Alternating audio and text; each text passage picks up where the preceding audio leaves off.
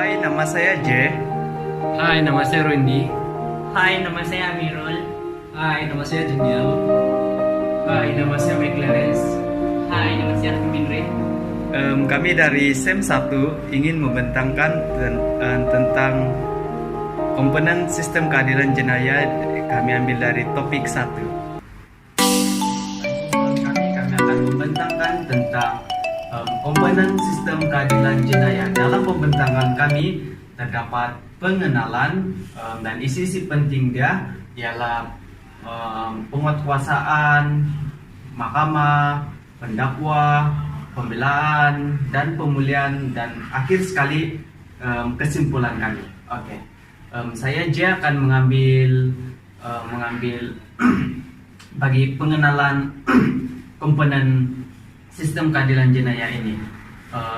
Komponen utama dalam pembahagian kuasa di Malaysia ialah doktrin atau prinsip pengasingan kuasa. 3 komponen utama. Yang pertama ialah legislatif. Legislatif ini ialah menggumbal undang-undang. Mereka yang akan menggumbalkan undang-undang.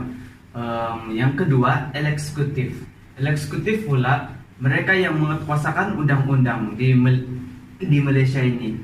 Yang ketiga, kehakiman. Tujuan kehakiman ini ialah untuk mentafsir undang-undang. Mereka yang akan mentafsir setiap undang-undang yang keluar. Tujuan bagi pembagian kuasa ini untuk mengelakkan penumpuan kuasa dan juga penyalaan guna kuasa. Definisi sistem keadilan jenayah. Apa itu definisi sistem keadilan jenayah? Ialah sistem keadilan jenayah merupakan sistem penguatkuasaan undang-undang yang melibatkan penangkapan, pendakwaan, pembelaan, penghukuman dan pemenjaraan ke atas jenayah yang mereka lakukan lah begitu. Sistem ini memberi jaminan kepada masyarakat bahwa setiap orang yang melanggar undang-undang, jenayah ataupun penjenayah tidak boleh terlepas dari setiap jenayah yang mereka lakukan. Seterusnya, penjenayah hendaklah bertanggung jawab atas setiap jenayah yang mereka lakukan, dan pihak yang bertanggung jawab di dalam pelaksanaan sistem ini adalah terdiri daripada beberapa agensi atau jabatan seperti polis, pendakwa raya, mahkamah, penjara dan lain-lain. Oke, seterusnya, tujuan sistem keadilan jenayah. Saya mempunyai beberapa tujuan seperti yang berikut. 1. Menjaga keselamatan dan keharmonian masyarakat. Yang kedua, mencegah dan mengurangi jenayah berlaku di Malaysia. Yang ketiga, mengambil tindakan undang-undang terhadap penjenayah. Setiap penjenayah yang melakukan jenayah lah begitu. Yang keempat, yang terakhir sekali, memulihkan pesalah supaya menjadi warga yang lebih berguna. Oke. Seterusnya, apakah itu proses keadilan jenayah? Saya akan bentangkan di sini. Keadilan jenayah merupakan satu proses yang melibatkan langkah demi langkah, bermula dengan penyiasatan terhadap jenayah sehinggalah kepada pembebasan. Sebab pembebasan sabitan itu daripada penjara. Antara langkah yang diambil dalam proses sesuatu case jenayah adalah seperti yang berikut. Oke, saya akan membagi kepada rekan saya untuk pembesaran selanjutnya. Nama saya Jenderal Jamin. Saya akan menerangkan tentang penguat kuasa. Penguat kuasa mengambil laporan jenayah yang telah dilaporkan di kawasan masing-masing. Oke, pegawai bertugas menyiasat jenayah yang dilaporkan dan mengumpul maklumat dan bahan bukti. Selain itu juga penangkapan boleh dilakukan memberi keterangan dalam mahkamah dan menjalankan siasatan lanjut jika diperlukan. Oke, fungsi utama penguat kuasa yang pertama menemui jenayah yang dijalankan. Seterusnya yang kedua mengenal pasti suspek atau orang yang melakukan kesalahan. Yang ketiga mengumpul bahan bukti untuk pendakwa. Yang keempat menghilangkan jenayah daripada dilakukan. Yang kelima menjaga keamanan awam. Yang keenam pula menangkap dan menahan bersalah. Yang kelima mendakwa. Oke, seterusnya kuasa polis untuk menyiasat dalam section 107 Kode Prosedur Jenayah. Oke, memastikan setiap maklumat mengenai perbuatan jenayah ditulis sekiranya diberikan secara lisan kepada polis. Oke, penyiasatan case jenayah akan dilakukan melalui Undang-Undang Kanun Kesiksaan.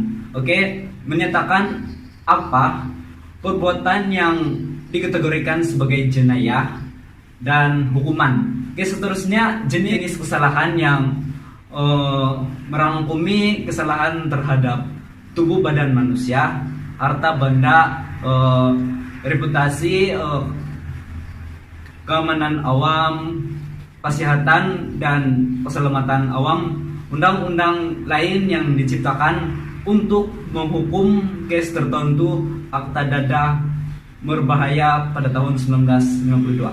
Oke, seterusnya laporan polis post information report dilakukan sehabis perbuatan dilakukan menjadi asas untuk case, memberi titik permulaan untuk polis menjalankan siasatan. Oke, seterusnya maklumat disimpan dalam buku catatan Balai Polis.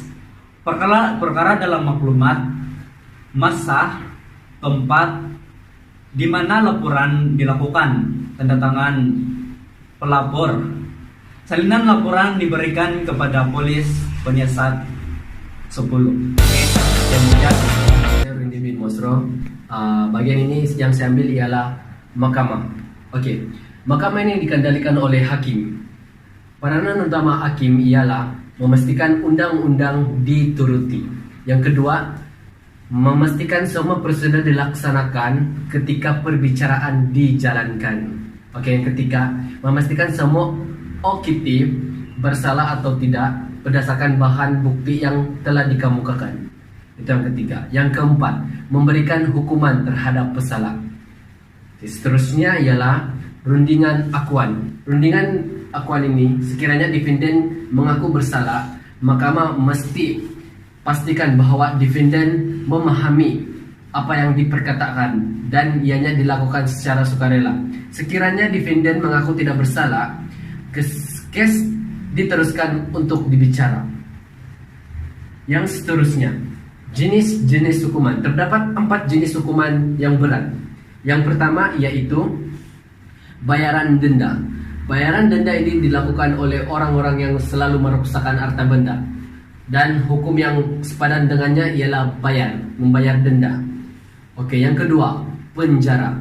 Penjara pula, kes-kes ini dilakukan seperti merompak, mencuri,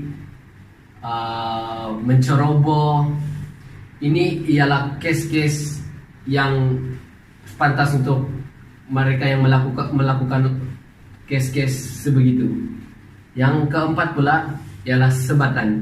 Sebatan seperti yang kita tahu ialah sebatan ini jarang dilakukan oleh kepada kaum wanita.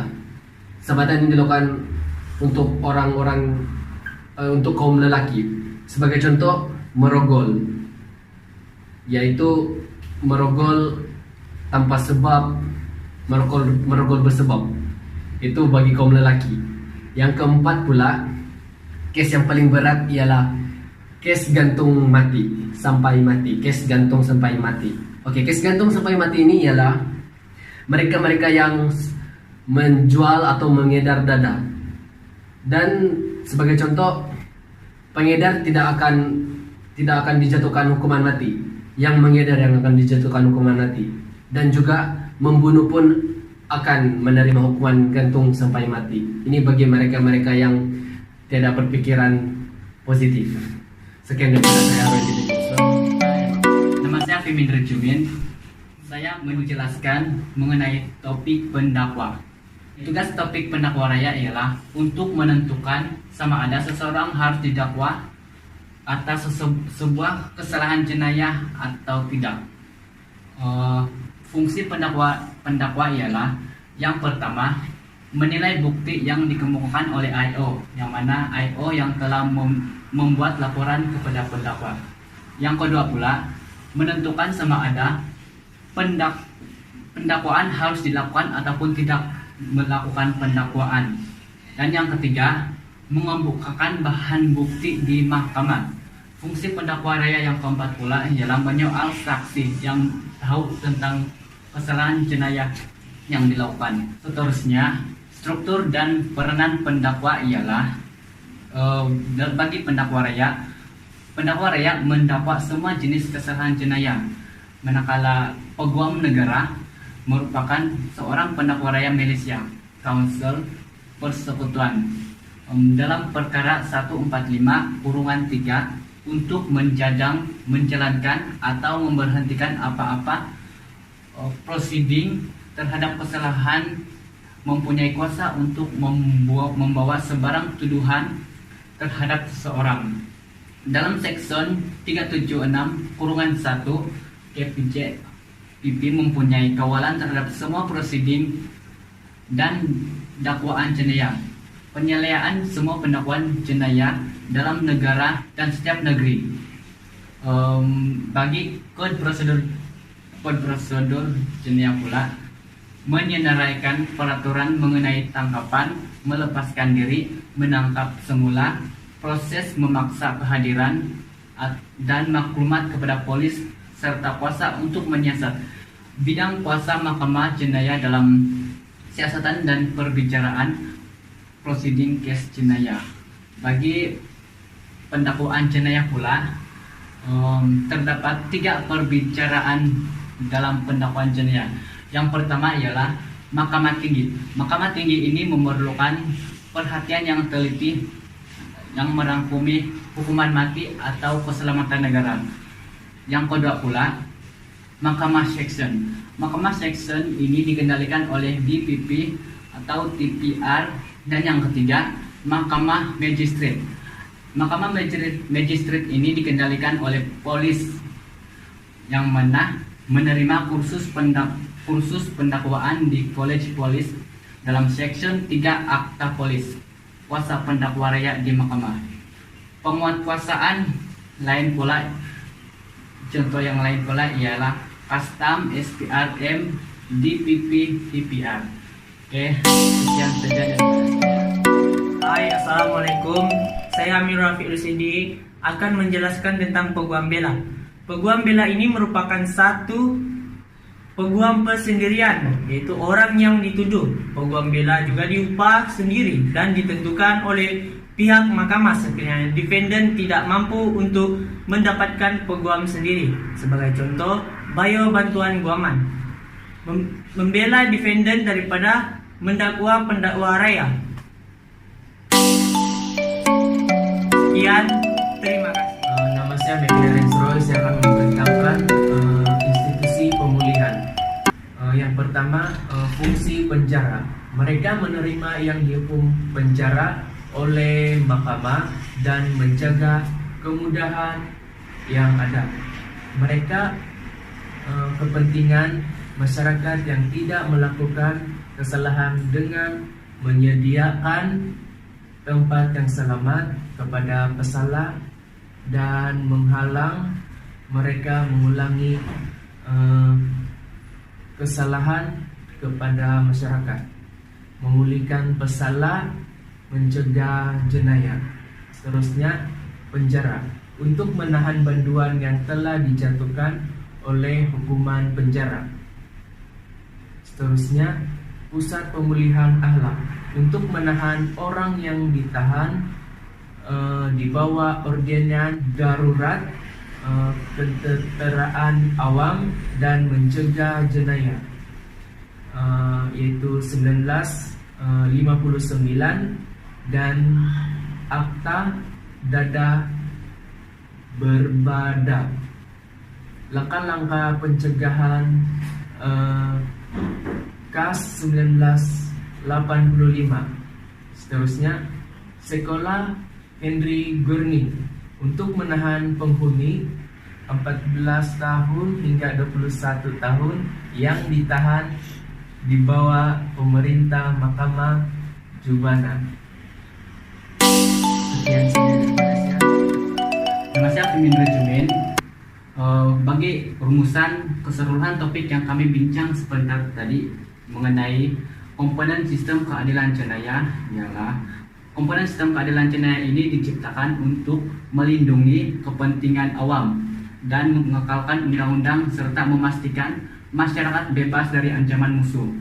Karena tanpa undang-undang negara kita akan pastinya tidak aman. Karena pelbagai jenayah akan bebas berlaku jika undang-undang kita ini